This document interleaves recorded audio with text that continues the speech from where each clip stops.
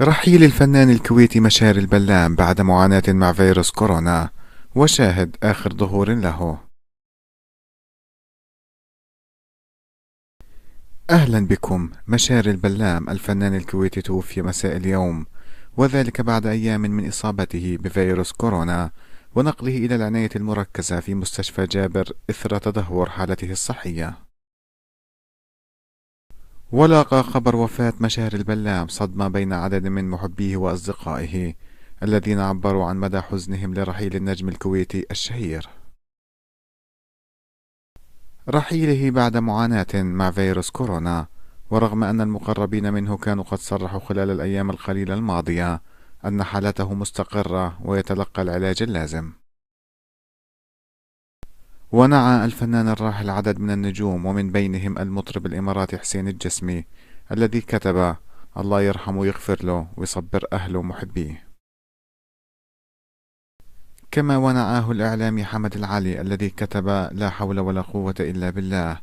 وفاة الفنان الخلوق مشاري البلام بعد إصابته بفيروس كورونا، الله يرحمه ويغفر له، لا تنسونا بدعائكم. مشاري البلام الفنان الكويتي الذي تلقى لقاح فيروس كورونا قبل أيام ماضية، حيث نشر فيديو للحظة تلقيه الجرعة الأولى منه عبر حسابه على إنستغرام. صدم مشاري جمهوره بإعلانه بعد 5 أيام من تلقيه اللقاح بإصابته بفيروس كورونا، وذلك أثناء عملية تلقيه اللقاح، حيث بدا بأنه هناك التباس ما في اتخاذ الاحتياطات اللازمة الوقائية من الفيروس أثناء خضوعه للجرعة الأولى من اللقاح في أحد المراكز المختصة. إذ قال في تدوينته: ما حصل أنه أثناء التطعيم أصبت بكورونا. الفنان الكويتي الراحل مشاري البلام في آخر ظهور له.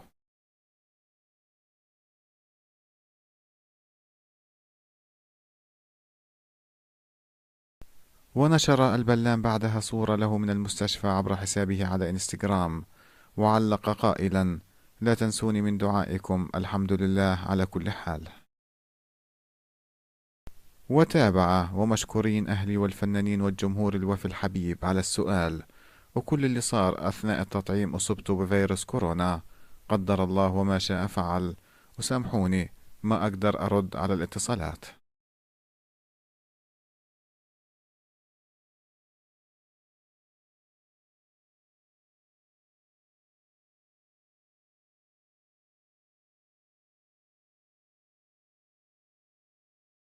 واستذكر الجمهور بعضا من مسيرة النجم الكويتي الراحل مشاري البلام الفنية عقب الإعلان عن وفاته مساء الخميس عن عمر ناهز 48 عاما، متأثرا بإصابته بفيروس كورونا.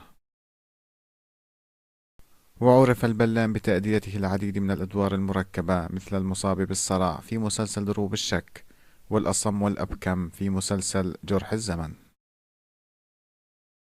وبدأ عمله الفني في عام 91 عندما شارك في مسرحية فري كويت، وتوالت بعدها أعماله الفنية بأدوار صغيرة ومتوسطة، إلى أن شارك الفنان الراحل في عام 98 في مسلسل دارة الأيام، واستطاع وقتها أن يحقق نجاحا به، وأصبح يأخذ أدوارا كبيرة. كذلك شارك مشاري البلام في برنامج تلفزيون الواقع الوادي الذي عرض على قناة المؤسسة اللبنانية للإرسال في عام 2005، وتوج بلقب مزارع الوادي، وذلك عندما فاز بتصويت الجمهور في الحلقة النهائية على الفنان تركي اليوسف من السعودية واللاعب خالد الغندور من مصر ومواطنته الفنانة زهرة الخرجي. ومشاري البلام هو ابن عم الممثل حسن البلام، حاصل على شهادة الدبلوم بالإدارة الصناعية من كلية الدراسات التجارية في الهيئة العامة للتعليم التطبيقي والتدريب. وعن حالته الاجتماعية فهو متزوج ولديه 5 أبناء، وهم صالح ومريم وعبد الله وحمد وشيخة. وقال في تصريحات سابقة إنه سعيد بما توصل إليه من نجومية وحب الناس له. كما وصف النجمة اللبنانية هيفاء وهبي بأنها إنسانة شفافة وطيبة، وذلك خلال مشاركتهما ببرنامج الوادي. ووصف العمل مع النجمة حياة الفهد بأنه تحد من نوع ممتع، وقال عن نفسه إنه عاطفي جدا، ضميره يحيره، وطيبته زائدة عن حدها. ومن أبرز المسلسلات التي شارك فيها الفنان الراحل مشاري البلام: امرأة وأخرى، وعاد الماضي، والرهينة، وأيام الفرج، وأحمد، وزوارة الخميس، وأخوان مريم، وحيتان وذئاب، وقصة هوانا بحلقات منفصلة.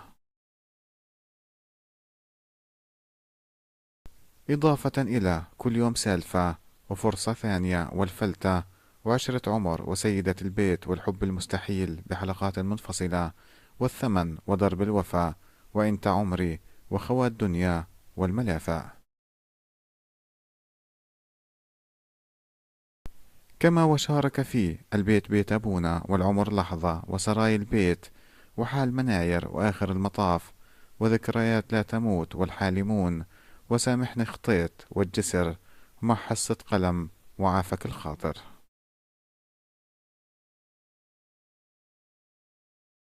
ومن أبرز مسرحياته مسرحية على المكشوف عام 96، ومسرحية كلك نظر عام 99، ودلع بنات عام 2001، وشهر عسل بصل عام 2003، وأولى أول عام 2008، وكتاب العجائب عام 2011.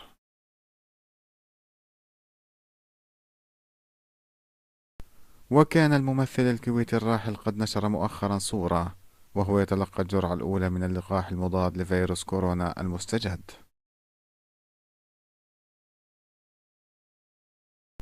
وخلف رحيل الفنان مشاري البلام حالة من الحزن وسط مستخدمي منصات التواصل الذين نشروا صوره وهم يستذكرون محطات من إبداعه الفني على مدى عقود.